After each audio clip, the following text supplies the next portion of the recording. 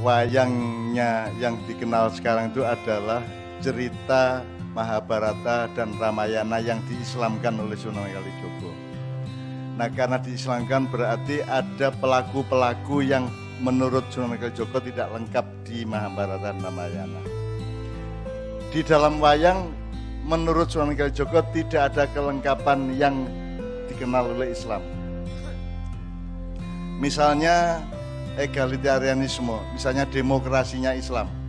Jadi nek wayang asli, nek Mahabharata dan Ramayana itu yang ada struktur vertikal. Wong cilik, terus satrio, terus dewa, brahmana gitu ya. Oleh Sunan Kalijogo dikasih Semar dan anak-anaknya yang namanya Punokawan. Saya memahaminya mungkin agak beda sama para dalang. Punokawan itu ada dua, siji Punokawan, loro Ponokawan. Punokawan itu orang yang menemani dengan ilmu dan kebijaksanaan. Kalau Ponokawan itu orang yang menemani orang lain atau raja atau rakyat atau siapapun dengan cinta dan kesetiaan. 4 hal itu dirangkum oleh keluarganya Semar. Nah, Sunan Kalijogo lah yang menciptakan tokoh Semar, Gareng, Petruk, Bagong. Apapun ceritanya, apapun asal-usulnya, pokoknya intinya adalah bahwa Sunan Kalijogo melengkapi atau merubah Mahabharata asli dengan filosofi vertikal menjadi siklikal. Jadi misalnya Semar itu dewanya dewa, jadi dia sesepuhnya para dewa. Tapi pada yang sama Semar adalah wong cilik, hanya lurah Kerang Kedempel. Jadi Mahabharata dan Ramayana asli itu adalah struktur feodal vertikal. Begitu diislamkan oleh Sunan Kalijogo dia menjadi siklikal. Nah, jadi Semar adalah seorang lurah yang namanya Semar Bodronoyo, lurah Karang Kedempel. Tapi Semar adalah juga Panembahan Ismoyo, sesepuh para dewa, bahkan di atas segala-galanya, di atas Bathara Guru dan lain sebagainya. Nah, Semar adalah pemomong semua umat manusia. Jadi kalau dalam wayang, kalau dalam cerita aslinya kan mereka cuma spekulasi. Jadi pokoknya sing wong sing dhuwur banget derajate, sing pinter banget ki jenenge dewa, kira-kira ngono ya. Nah, tapi mereka belum kenal malaikat. Awakmu kenal malaikat Jibril? Roh maksudnya roh ide bahwa ada Jibril. Siapa meneh? Mikael, Israfil, Israel koncomu diungkas. Terus Kiroman Katibin siapa? Kamu Samil? Kiroman Katibin, Kiroman Katibin, malaikat-malaikat yang mulia, Katibin yang tugasnya mencatat amal manusia. Berarti Kiroman itu adalah gelar untuk malaikat rokib, kalau Katibin adalah atid. Atid, ya. Kan gitu.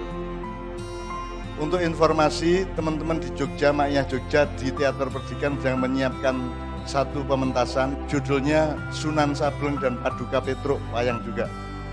Jadi dipentaskan Jogja, terus Surabaya, terus Jakarta. Itu semua sebagaimana yang Sunan Kalijogo lakukan, melengkapi dan menyempurnakan pengetahuan manusia mengenai kehidupan. Kalau tidak ada Sunan Kalijogo, kita tidak kenal Semar, kita tidak kenal siklusnya hidup. Innalillahi. Nek kue saiki iki dari dunia ke akhirat atau dari akhirat ke akhirat? Kue iki. Nek teko Jakarta nang Surabaya, ke Surabaya nang Jakarta lak lurus. Tapi nek ke Surabaya nang Surabaya ya apa carane? Ngubengi bumi sampai ke Surabaya meneh, ya gak? Itu tadi innalillahi wa inna ilaihi rajiun itu gambare lurus bunder. Bulat ya, bawah lingkaran ya. Berarti kan gak iso lurus tapi mubeng, ya gak? Kan innalillahi wa inna ilaihi sama-sama hi-nya. Gitu. Berarti siklikal, berarti bulat. Dan itu yang disempurnakan oleh Sunan Kalijogo di dalam cerita Mahabharata dan Ramayana, karena di sana tidak dikenal, di aslinya tidak dikenal. Bahkan jimat tertingginya adalah jimat kalimah syahadat yang dijawakan jadi jimat kalimah soto. Jimat itu aslinya pusaka dulu, tapi pusaka itu hanya kurang ampuh, kurang agung, maka dia diganti azimah, keagungan. Jadi aku takon, aku ngene, Misalnya bapakmu mati upamane, ninggali sepeda motor, jimat atau sepeda motor ini. Kon biyen tau dikandani mbahmu kalimat ngene dadi jimat agak. Itu namanya kebesaran, itu namanya kebesaran di dalam jiwamu. Itu kamu uri-uri. Nah, bangsa Indonesia ini gak kenal jimat, gak kenal pusoko. Nah, tidak ada yang dia taati lagi kecuali nafsunya masing-masing dan bersama-sama. Jadi jimat itu lahirnya juga tidak ada kata jimat di Mahabharata dan Ramayana. Lahirnya adalah pada abad 14 ketika Sunan Kalijogo menciptakan wayang, dan biyen wayang gak siji-siji ngono rek. Biyen Kurawa iku ditatah dadi siji Pandhawa siji. Jadi wayangku mek loro ngene iki, Pandhawa Kurawa.